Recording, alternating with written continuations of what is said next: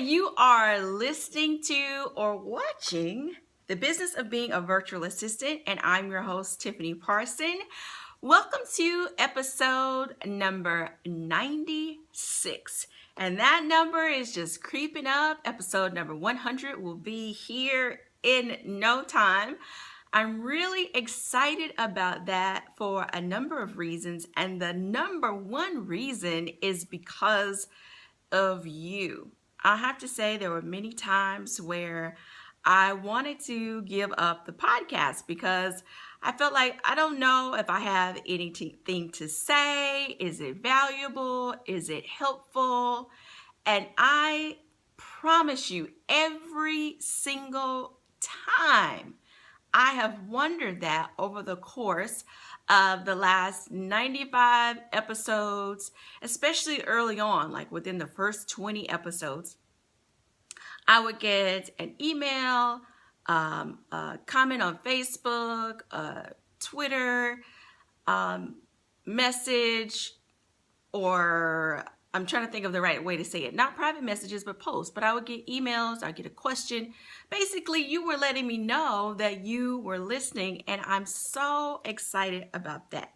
I have always felt like as long as I am able to help one virtual assistant business owner, then hey, this podcast is doing its job. And I am happy to say that there are more of you than just one. So anyway, thank you so much. And the new switch new addition versus a switch of adding video has added an extra element of excitement for me as well.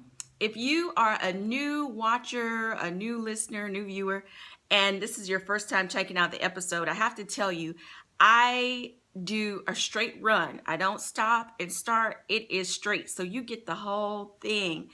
I was thinking about what to talk about this morning, and I'm like, I like the podcast doing it live in the sense that I don't stop and start. Once I know what I'm going to talk about and I've jotted down a few bullet points and I am ready to roll, I fly and, already know what we're going to talk about, and I just let it roll. You are very much a part of my life and what happens, and so that's it. So we just do a straight run, no take 10s and all that stuff, except for last episode when I had all those technical hiccups. But once it ran, it was running and we were off to the races. So anyway, I want to thank you for being a viewer and for listening to the podcast. How often you listen, I want to thank you so much for that. For my new viewers, the podcasts go live every single Thursday afternoon. I try to get it out around 3:30 p.m. Eastern. So if you're wondering, does this video podcast have a schedule? Yes, that is the schedule. So today's topic is about confidence and your competitive edge. So there are 3 things that will help in regards to being confident in your business. And the reason why it's important is because you will be speaking with your clients. You may get pushback, especially regarding your rates. You may have people asking you questions, and if you are not confident, then you could lose your competitive edge, especially when they're looking at other vendors, which is cool. I want prospective clients to look at other vendors so they will know that they are working with the best. So the first thing, and I've got my notes here close with me, there are 3 things that will help with your confidence. 3 things.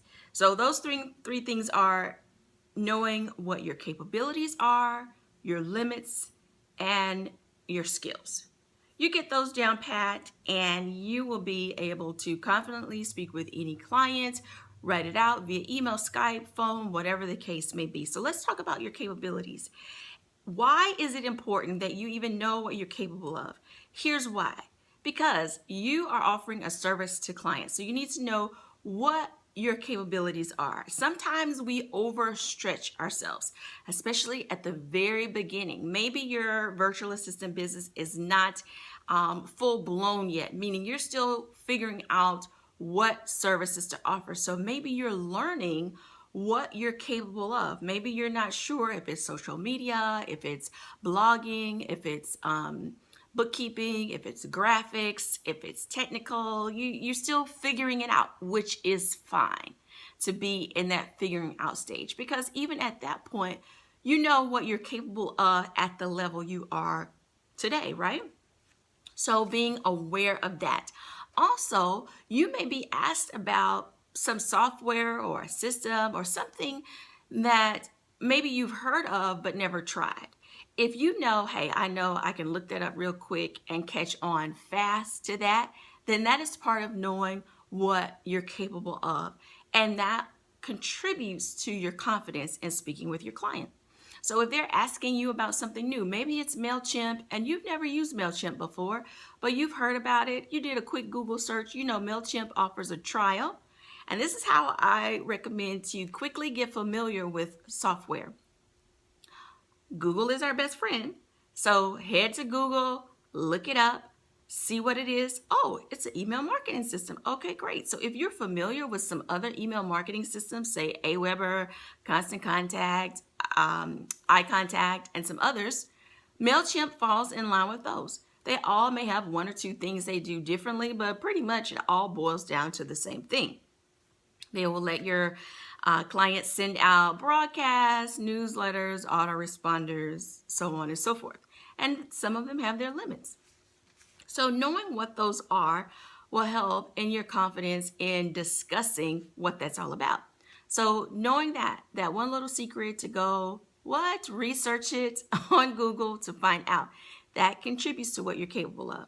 I love learning new software, because once I figure it out, then my mind goes into how can this be most useful not only to my clients, but to me as well. It might be helpful in my business also. So knowing what you're capable of, not just limited to the service you provide, but capable of as a person. This kind of leans into limits as well. So for me, I know I can do 3 tasks max every day. And that doesn't mean 3 clients or 3 projects. That means, for example, if I have errands to run, I don't go to 8 stores in one day or 8 different places in a day, because I'm pooped by the 3rd time. If I've got to go to the post office, Target, and Kohl's, and then there's CVS and the grocery store, something is getting cut out because I know what my personal limits are. I used to not understand where that all came from and why I would be pooped, even though I had written my list and knew exactly what I was going to do. And I felt like it was going to be quick, but that is just what would happen. I would be zapped. And part of that is being out and around so many people.